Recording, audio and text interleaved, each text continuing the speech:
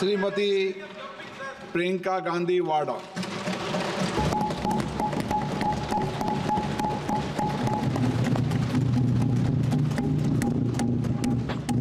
नमस्कार।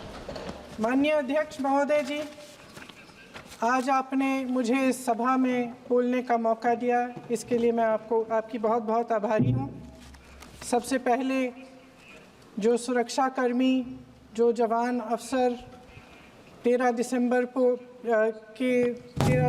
को संसद की सुरक्षा के लिए शहीद हुए, उनके प्रति मैं श्रद्धांजलि व्यक्त करना चाहती हूँ। महोदय, हजारों साल पुरानी हमारी देश की, धर्म की एक पुरानी परंपरा रही है। ये परंपरा संवाद, चर्चा की रही है। एक गौरवशाली परंपरा है जो दर्शन ग्रंथों में, वेदों में, उपनिषदों में दिखती है। वाद विवाद और संवाद की हमारी पुरानी संस्कृति है। अलग अलग धर्मों में भी, इस्लाम में, सूफियों में, बौद्ध धर्म में, जैन धर्म में, सिख धर्म में भी ये वाद संवाद, ये चर्चा बहस, इसकी संस्कृति रही है। इसी परंपरा से उभरा हमारा स्वतंत्रता संग्राम। हमारा स्वतंत्रता संग्राम विश्व में एक अनोखा संग्राम था, एक अनोखी लड़ाई थी जो अहिंसा और सत्य पर आधारित थी। ये वाद संवाद की जो परंपरा है, इसको इस संग्राम ने आगे कैसे बढ़ाया? क्योंकि ये जो संग्राम था, ये जो लड़ाई थी हमारी आज़ादी के लिए, एक बेहद लोकतांत्रिक लड़ाई थी।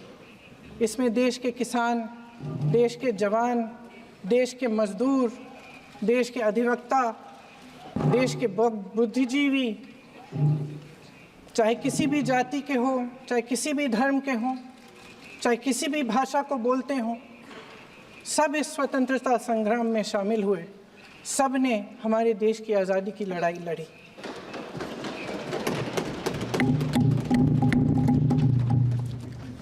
और उसी आज़ादी की लड़ाई से एक आवाज़ उभरी जो हमारी देश की आवाज़ थी। वो आवाज़ ही आज हमारा संविधान है। साहस की आवाज़ थी, हमारी आज़ादी की आवाज़ थी, और उसी की गूंज ने हमारे संविधान को लिखा और बनाया। ये सिर्फ एक दस्तावेज नहीं है। बाबा साहेब अम्बेडकर, मौलाना आज़ाद जी, राजगोपालाचारी जी और जवाहरलाल नेहरू जी और उस समय के तमाम नेता, जैसे आपने कहा, इस संविधान को बनाने की जो कार्य में सालों के लिए जुटे रहे। हमारा संविधान इंसाफ, उम्मीद, अभिव्यक्ति और आकांक्षा की वो ज्योत है जो हर हिंदुस्तानी के दिल में जलती है। अध्यक्ष महोदय, इस ज्योत ने हर एक भारतीय को ये पहचानने की शक्ति दी कि उसे न्याय मिलने का अधिकार है, कि उसमें अपने अधिकारों के लिए आवाज़ उठाने की क्षमता है, कि जब वो आवाज़ उठाएगा तो सत्ता को उसके सामने झुकना पड़ेगा। इस संविधान ने हर एक देशवासी को ये अधिकार दिया कि वो सरकार बना भी सकता है और सरकार बदल भी सकता है। ये ज्योत जो हर हिंदुस्तानी के दिल में जलती है, उसने हर हिंदुस्तानी को ये विश्वास दिया कि देश की संपत्ति में, देश की दौलत में, संसाधनों में उसका भी हिस्सा है, कि उसे एक सुरक्षित भविष्य की उम्मीद का अधिकार है, कि देश बनाने में भी उसकी भागीदारी है। उम्मीद और आशा की ये ज्योत मैंने देश के कोने कोने में खुद देखी है। उन्नाव में मैं एक रेप पीड़िता के घर गई, उसे जलाकर मार डाला था। वो शायद 20-21 साल की होगी। हम सबके बच्चे हैं। हम सोच सकते हैं कि अगर हमारी बेटी के साथ बार बार बलात्कार हुआ और फिर जब वो अपनी लड़ाई लड़ने के लिए गई तो उसको जलाकर मार डाला गया होता तो हम पर क्या बीतती। मैं उस बच्ची के पिता से मिली। उसके खेत जलाए गए थे, उसके भाइयों को पीटा गया था, उसके पिता को बाहर से घर के बाहर घसीट कर मारा गया था। उस पिता ने मुझे बताया कि बेटी, मुझे न्याय चाहिए। मेरी बेटी अपने एफआईआर को दर्ज करने के लिए जब ज़िले में गई तो उसको मना किया गया। अगले ज़िले में जाना पड़ा उसे। वो रोज़ सुबह 6 बजे उठकर तैयार होकर अकेली अपने मुकदमे को लड़ने के लिए अगले ज़िले में ट्रेन से जाती थी। उसके पिता ने मुझे कहा कि मैंने उससे कहा, बेटी अकेले मत जाओ, छोड़ दो ये लड़ाई। लेकिन उसकी बेटी ने उसको जवाब दिया कि नहीं पिताजी, मैं अकेली जाऊंगी, मैं लड़ूंगी, ये मेरी लड़ाई है, मैं इसको लड़ूंगी। ये लड़ने की क्षमता, ये हिम्मत उस लड़की को और करोड़ों भारत की नारियों को हमारे संविधान ने दी। आगरा में मैं अरुण वाल्मीकि के घर गई। अरुण वाल्मीकि पुलिस स्टेशन में काम करता था, सफाई का काम करता था। आप सोच सकते हैं हमारी तरह उसका भी परिवार था। नई नई शादी हुई थी, 2-3 महीनों का बच्चा था। पुलिस स्टेशन में चोरी हो गई। चोरी का इल्ज़ाम उस पर लगाया गया। उसके पूरे परिवार को उठाकर पुलिस स्टेशन में ले गए। आप हंस रहे हैं, लेकिन ये गंभीर बात है। और क्या गंभीर बात। शर्म करो, शर्म। अरुण वाल्मीकि को पीट पीट के मार डाला, उसकी बीवी को पीटा, उसके पिता के नाखून निकाले, उसके पूरे परिवार को पीटा गया। जब मैं उस जवान महिला से मिलने गई जो अभी अभी विधवा हुई थी, तो उसने मुझे कहा कि दीदी, हमें सिर्फ एक चीज़ चाहिए, हमें न्याय चाहिए और हम इस न्याय के लिए लड़ते रहेंगे, चाहे कुछ भी हो जाए। ये हिम्मत उस महिला को हमारे संविधान ने दी।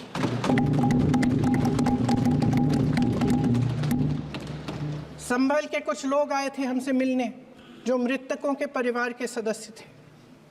उसमें 2 बच्चे थे, अदनान और उजैर।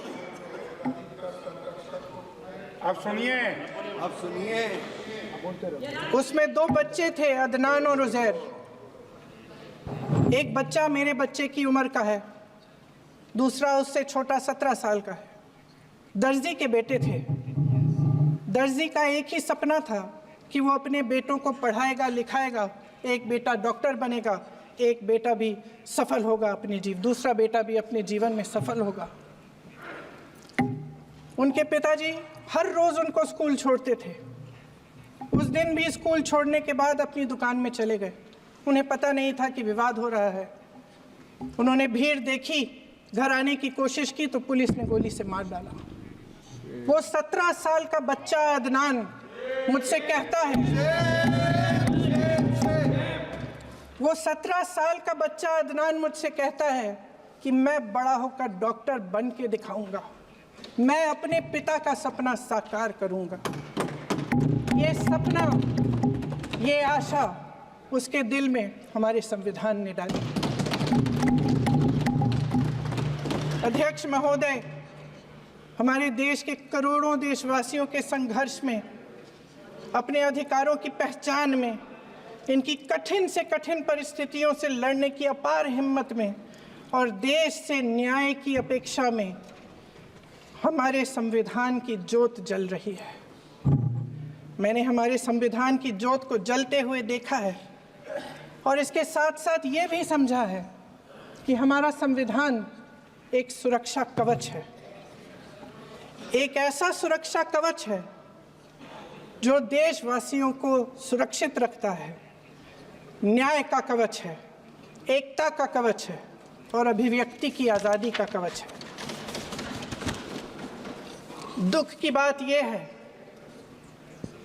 कि मेरे सत्ता पक्ष के साथी जो बहुत बड़ी बड़ी बातें करते हैं, इन्होंने इन 10 सालों में ये सुरक्षा कवच, सत्ता पक्ष के मेरे साथियों ने ये सुरक्षा कवच तोड़ने का पूरा प्रयास किया है। संविधान में सामाजिक, आर्थिक और राजनीतिक न्याय का वादा है। ये वादा एक सुरक्षा कवच है जिसको तोड़ने का काम शुरू हो चुका है। लैटरल एंट्री और निजीकरण के जरिए ये सरकार आरक्षण को कमजोर करने का काम कर रही है।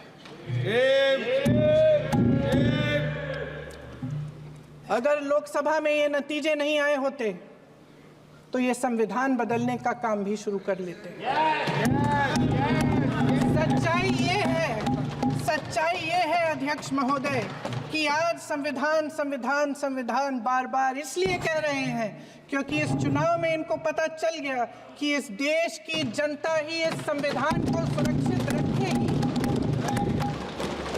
कि इस चुनाव में हारते हारते जीतने से इन्हें एहसास हुआ कि ये संविधान बदलने की बात इस देश में नहीं चलेगी। आज जनता की मांग है कि जाति जनगणना हो। सत्ता पक्ष के मेरे साथी ने इसका जिक्र किया। ये जिक्र भी आज इसलिए हो रहा है क्योंकि चुनाव में ये नतीजे आए। ये जाति जनगणना इसलिए जरूरी है ताकि हमें पता चले कि किसकी क्या स्थिति है और नीतियां उस हिसाब से बने।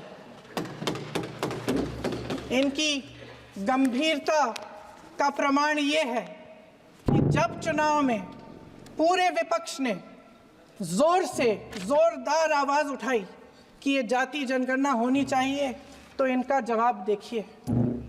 इनका जवाब भैंस भाग भैंस चुरा लेंगे, मंगलसूत्र चुरा लेंगे, इनका ये जवाब था। ये गंभीरता है इनकी जाति जनगणना पर। महोदय, हमारे संविधान ने आर्थिक न्याय की नींव डाली, किसानों, गरीबों और को जमीन बांटी, भूमि सुधार किया, जिसका नाम लेने से कभी कभी आप झिझकते हैं और कभी कभी उनका नाम धड़ाधड़ इस्तेमाल किया जाता है अपने आप को बचाने के लिए। उन्होंने HAL, BHEL, SAL, GAIL, ONGC, NTPC, railways, IIT, IIM, oil refinery, तमाम PSU बनाए। अध्यक्ष महोदय, उनका नाम पुस्तकों से मिटाया जा सकता है, उनका नाम भाषणों से मिटाया जा सकता है, लेकिन जो उनकी भूमिका रही इस देश की आज़ादी के लिए और इस देश के निर्माण के लिए, वो इस देश में से कभी मिटाया नहीं जा सकता। 75 सालों में जनता का भरोसा रहा कि नीतियाँ बनेंगी तो जनता की भलाई के लिए बनेंगी। जल जंगल ज़मीन का अधिकार मिला आदिवासी भाई बहनों को। इंदिरा जी ने बैंकों का राष्ट्रीयकरण करवाया, खदानों का राष्ट्रीयकरण कराया। कांग्रेस और यूपीए की सरकारों में शिक्षा का, भोजन का अधिकार मिला। 75 सालों में जनता का भरोसा मिला। पहले संसद चलती थी तो जनता की उम्मीद होती थी कि सरकार महंगाई और बेरोजगारी पर चर्चा करेगी, कोई उपाय निकालेगी, कोई रास्ता निकालेगी। लोग मानते थे कि अगर कोई नई आर्थिक नीति बनेगी तो देश की अर्थव्यवस्था को मजबूत बनाने के लिए बनेगी, तो भारतीय बाजार को मजबूत बनाने के लिए बनेगी, उनके भविष्य को मजबूत बनाने के लिए बनेगी। किसान और आदिवासी भाई बहन भरोसा करते थे कि यदि ज़मीन के कानून में संशोधन होगा तो उन्हीं की भलाई के लिए होगा। आप नारी शक्ति की बात करते हैं। आज चुनाव की वजह से शायद इतनी बातचीत हो रही है नारी शक्ति के बारे में, क्योंकि हमारे संविधान ने महिलाओं को ये अधिकार दिया, उनकी शक्ति को परिवर्तित किया वोट में। और आज आपको पहचानना पड़ रहा है कि महिलाओं के बिना, कि नारी शक्ति के बिना ये सरकारें नहीं बन सकती हैं। इसीलिए आज आप नारी शक्ति की बातें दोहरा रहे हैं। जो आप नारी शक्ति का अधिनियम लाए हैं उसको लागू क्यों नहीं करते? वो 10 साल बाद लागू क्यों होगा? क्या आज की नारी 10 साल इंतजार करेगी उसके लागू करने के लिए? क्या बात है, क्या बात है।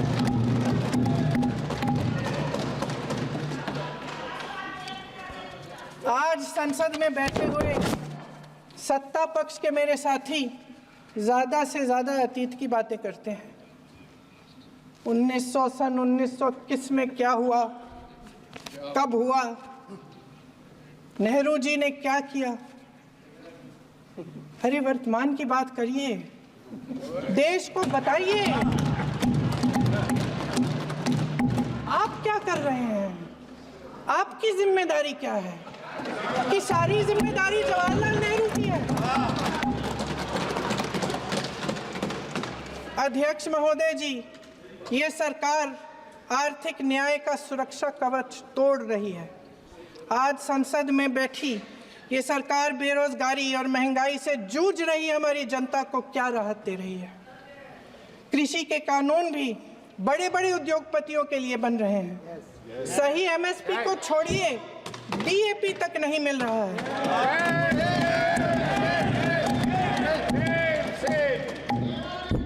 वायनाड से लेकर ललितपुर तक इस देश का किसान रो रहा है। आपदा आती है तो उसको कोई राहत नहीं मिलती। भगवान भरोसे है आज इस देश का किसान, उसको छोड़ दिया गया है। आज हिमाचल में देखिए, जितने भी कानून बने हैं वो सब बड़े बड़े उद्योगपतियों के लिए बन रहे हैं। हिमाचल में जो सेब उगता था उसके जो छोटे छोटे किसान हैं वह रो रहे हैं, क्योंकि एक व्यक्ति के लिए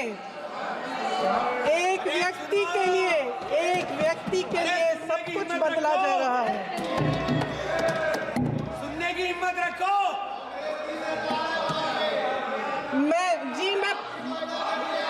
अध्यक्ष महोदय जी,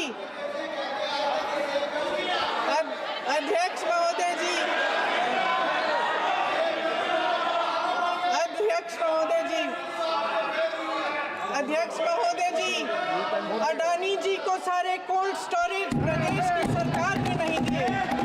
अडानी जी को सारे कोल्ड स्टोरेज आपकी सरकार ने दिए।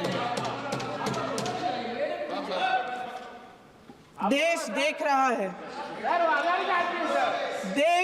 रहा है कि एक व्यक्ति को बचाने के लिए 142 करोड़ देश की जनता को नकारा जा रहा है। सारे बिजनेस, सारे संसाधन, सारी दौलत, सारे मौके एक ही व्यक्ति को सौंपे जा रहे हैं।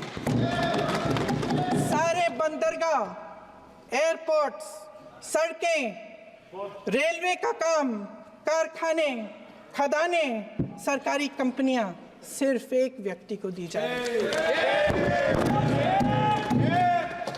जनता के मन में हमेशा ये विश्वास होता था कि अगर कुछ नहीं है तो संविधान हमारी सुरक्षा करेगा, मगर आज आम लोगों के बीच ये धारणा बनती चली जा रही है कि सरकार सिर्फ अडानी जी के मुनाफे के लिए चल रही है। देश में बहुत तेजी से गैर बराबरी बढ़ रही है। जो गरीब है वो और गरीब हो रहा है, जो अमीर है वो और अमीर हो रहा है। इस सरकार ने आर्थिक न्याय की भी सुरक्षा कवच तोड़ दिया है। राजनीतिक न्याय की जब बात होती है, मेरे सत्ता पक्ष के साथी आज खड़े हुए और तमाम गिनती करने लग गए कि ऐसा हुआ वैसा हुआ, 1975 में जो हुआ, तो सीख लीजिए ना आप भी। सीख लीजिए। आप भी अपनी गलतियों के लिए माफी मांग लीजिए। आप भी बैलेट पे चुनाव कर लीजिए। आप भी बैलेट पे चुनाव कर लीजिए। दूध का दूध, पानी का पानी हो जाएगा। आप राजनीतिक न्याय की बात करते हैं, सरकारों को पैसों के बल पर गिरा देते हैं।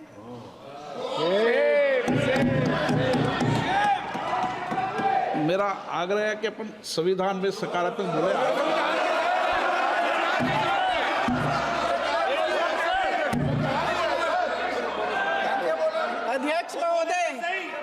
अध्यक्ष महोदय, सत्ता पक्ष के हमारे साथी ने एक उदाहरण दिया उत्तर प्रदेश की सरकार का, तो मैं भी एक उदाहरण दे देती हूँ महाराष्ट्र की सरकार का।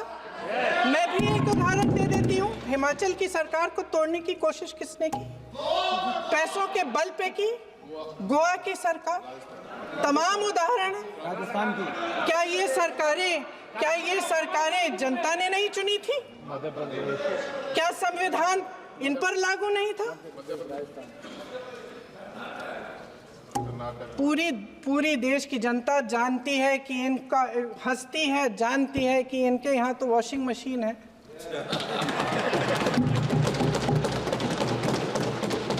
तो यहाँ से वहाँ जाता है, वो धुल जाता है। इस तरफ दाग, उस तरफ स्वच्छता। और मेरे कई ऐसे साथी हैं जो इस तरफ होते थे उस तरफ चले गए, मुझे दिख भी रहे हैं, वॉशिंग मशीन में शायद धुल गए हैं। अध्यक्ष महोदय, जहां भाईचारा और अपनापन होता था, जहां हमारे संविधान ने एकता का सुरक्षा कवच दिया था, वहां शक और घृणा के बीज बोए जा रहे हैं। एकता का सुरक्षा कवच तोड़ा जा रहा है। प्रधानमंत्री जी यहाँ सदन में संविधान की किताब को यूं माथे से लगाते हैं, लेकिन संभल में, हाथरस में, मणिपुर में जब न्याय की गुहार आती है, उठती है, तो उनके माथे पे शिकन तक नहीं आता।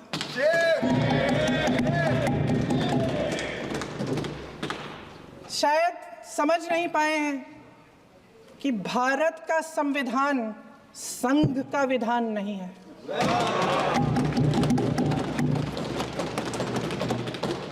भारत के संविधान ने हमें एकता दी, हमें आपसी प्रेम दिया।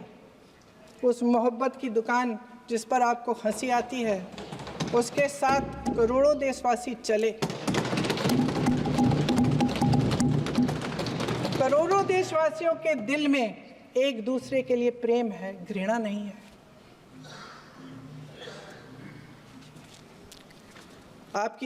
इनकी जो विभाजनकारी नीतियां हैं, उसका नतीजा हम रोज देखते हैं। राजनीतिक फायदे के लिए संविधान को छोड़िए, देश की एकता को भी ये रख नहीं सकते, इसकी सुरक्षा नहीं कर सकते। हमने संभल में देखा, मणिपुर में देखा। दरअसल इनका कहना है कि अलग अलग इस देश के अलग अलग हिस्से हैं, कैमरा। लेकिन हमारा संविधान कहता है कि ये देश एक है और ये देश एक रहेगा। जहां खुला विवाद होता था, अभिव्यक्ति का सुरक्षा कवच होता था, इन्होंने भय का माहौल पैदा किया है। सत्ता पक्ष के मेरे साथी अक्सर 75 सालों की बात करते हैं, लेकिन इन 75 सालों में ये उम्मीद, आशा, ये अभिव्यक्ति की ज्योति कभी थमी नहीं, कभी बुझी नहीं। इस देश की जनता ने खुलकर आलोचना की, निडर होकर धरने किए, प्रदर्शन किए। जब जब जनता नाराज हुई, तब तब सत्ता को ललकारा, उसे चेतावनी दी, बड़े से बड़े नेताओं को कटघरे में खड़ा किया, उनसे जवाब मांगा, न्याय मांगा। इस देश के छोटे छोटे से नुक्कड़ की दुकानों में, चाय की दुकानों में, इस देश के घरों में, गलियों में, मोहल्लों में, अखबारों में, प्रकाशन घरों में, न्यायपालिकाओं में चर्चा कभी बंद नहीं हुई। लेकिन आज ये माहौल नहीं है। आज जनता को सच बोलने से डराया जाता है, धमकाया जाता है। पत्रकार हो या विपक्ष का नेता हो या किसी यूनिवर्सिटी का प्रोफेसर हो, छात्र संघ हो या कर्मचारियों का संगठन हो, सबका मुंह बंद कराया जाता है। किसी पे ईडी, किसी पे सीबीआई, किसी पे इनकम टैक्स, फर्जी मुकदमे लगवाए जाते हैं, जेल में डाल दिया जाता है। विपक्षी नेताओं को जेल में डाल दिया जाता है, उनको सताया जाता है। किसी को नहीं छोड़ा इस सरकार ने। देशद्रोही कह के उत्तर प्रदेश में मुझे याद है कुछ अध्यापिकाएं प्रदर्शन कर रही थी, उन पर मुकदमा डाल दिया देशद्रोही का, उन्हें देशद्रोही कह दिया। इन्होंने देश का पूरा माहौल भय से भर दिया है। इनकी मीडिया की मशीन झूठ फैलाती है, तरह तरह के आरोप लगाती है, और शायद वह भी भय में ही है। महोदय, मैं इस सदन को याद दिलाना चाहती हूँ कि ऐसा डर का माहौल देश में अंग्रेजों के राज में था। जब इस तरफ बैठे हुए गांधी की विचारधारा वाले लोग आज़ादी की लड़ाई लड़ रहे थे और उस तरफ वाली विचारधारा वाले लोग भय में रहकर अंग्रेजों के साथ साठ-गांठ कर रहे थे। लेकिन अध्यक्ष महोदय, भय का भी अपना स्वभाव होता है। भय फैलाने वाले हमेशा भय का खुद शिकार बन जाते हैं। ये प्रकृति का नियम है। आज इनकी भी यही हालत हो गई है। भय फैलाने के इतने आदी हो गए हैं कि खुद भय में रहने वाले हैं। चर्चा से डरते हैं, आलोचना से घबराते हैं। कई दिनों से हम मांग रहे हैं कि चर्चा करिए, लेकिन चर्चा करने की हिम्मत ही नहीं है।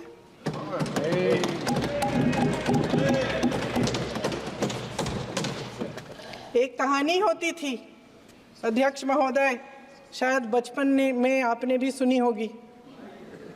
राजा भेष बदलकर बाजार में आलोचना सुनने जाता था। ये सुनने जाता था कि प्रजा मेरे बारे में क्या कह रही है, मैं सही रास्ते पे चल रहा हूँ कि नहीं। लेकिन आज का राजा, भेष तो बदलते हैं आज के राजा, शौक तो है उनको भेष बदलने का, लेकिन न जनता के बीच जाने की हिम्मत है और ना आलोचना सुनने की। महोदय, मैं तो सदन में नहीं हूं।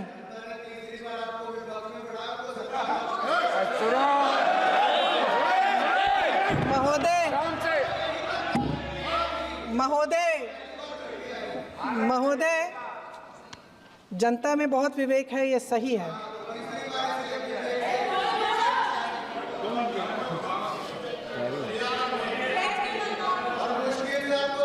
अच्छा महोदय, मैं सदन में नहीं हूँ,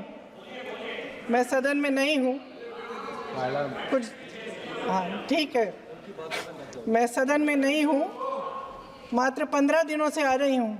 लेकिन मुझे ताज्जुब होता है कि इन 15 दिनों में इतनी बड़े इश्यूज हैं, इतनी बड़ी बातें हैं, प्रधानमंत्री जी मात्र एक दिन के लिए शायद 10 मिनट के लिए दिखे हैं सदन।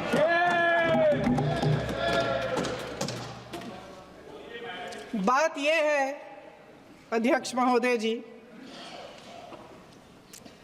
कि ये देश भय से नहीं, साहस और संघर्ष से बना है। इसको बनाने वाले देश के किसान, जवान, देश के करोड़ों मजदूर और गरीब जनता है। संविधान इनको साहस देता है। मेहनती मिडिल क्लास है।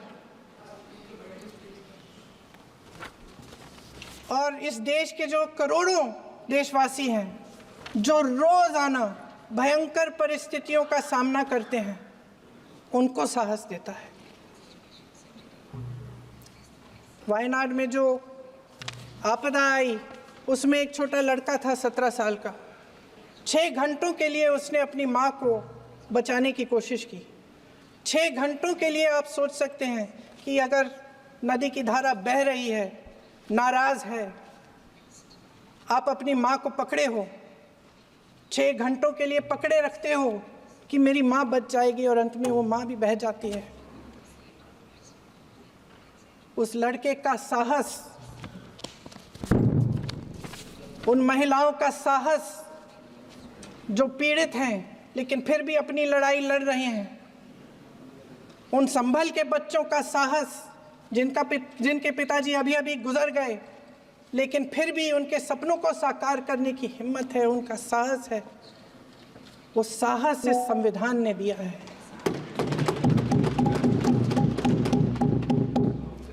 वो आत्मविश्वास इस संविधान ने दिया है।